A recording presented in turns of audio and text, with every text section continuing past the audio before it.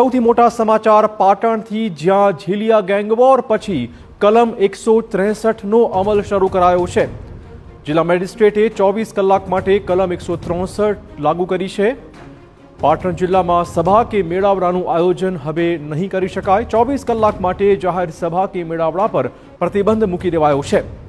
ઠાકોર ક્ષત્રિય સમાજના આગેવાન, નેતાઓ અને મોટી સંખ્યામાં લોકો આજે પોલીસની કાર્યવાહીના વિરોધમાં સભા યોજવાના હતા। જોકે તે પહેલા પોલીસે વધુ 4 પોલીસ કર્મચારીઓ સસ્પેન્ડ કરી ક્યાંક સમાજનો રોષ ઠારવા પ્રયત્ન કર્યો, પરંતુ ક્યાંક હજુ આજે સભા યોજાય તેવી શક્યતા હોવાથી જિલ્લા મેજિસ્ટ્રેટે સમગ્ર જિલ્લામાં BNS કલમ 163 લાગુ કરી જાહેર સભા કે મેળાવડા પર પ્રતિબંધ મૂકી દીધો છે। વધુ વાત કરવા જોડાશે અમારા સંવાદદાતા સુનિલ। સુનિલ, કેટલી જટિલ પરિસ્થિતિ હાલમાં જોવા મળી રહી છે?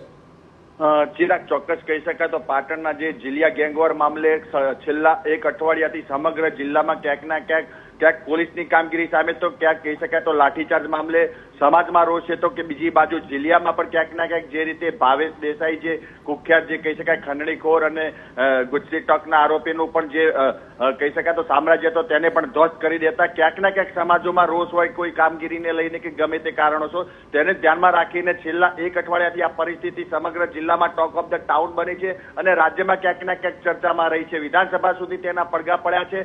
દરેક સમાજના નેતાઓ પણ આ સમગ્ર મામલે દોડતા થયા છે। ક્યાંક બે સમાજ વચ્ચે કોઈ પણ પ્રકારનો વિવાદ ન થાય, કોઈ ઘર્ષણ ન થાય તેને લઈને સમાજમાં ક્યાંક સમાધાનના પ્રયાસો પણ શરૂ કર્યા છે। પરંતુ જે રીતે કહી શકાય તો આ સમગ્ર મામલે જે રીતે કહી શકાય તો તહોમતદારો સામે લાઠીચાર્જ કરવામાં આવ્યો હતો, જે ખૂબ જ ગંભીર પ્રકારની ક્યાંક કહી શકાય તો બેદરકારી પોલીસની કામગીરી સામે આવી હતી। જાહેરમાં જે રીતે લાઠીચાર્જ કરવામાં આવ્યો હતો તેને લઈને જે ઠાકોર સમાજ, ક્ષત્રિય સમાજમાં જે રોષ હતો તેને લઈને કહી શકાય તો આ રોષ મામલે આજે મોટી સભા થવા જઈ રહી હતી અને ત્યારબાદ જ આજે કહી શકાય તો જિલ્લા મેજિસ્ટ્રેટે કલમ 163 લાગુ કરી અને સમગ્ર જિલ્લામાં ક્યાંય પણ 4 થી વધુ। તો સુનિલ, હવે સભા કરવી એ શક્ય વાત નથી, કોઈ ચોક્કસ રિએક્શન એની પર આવ્યા છે ખરા?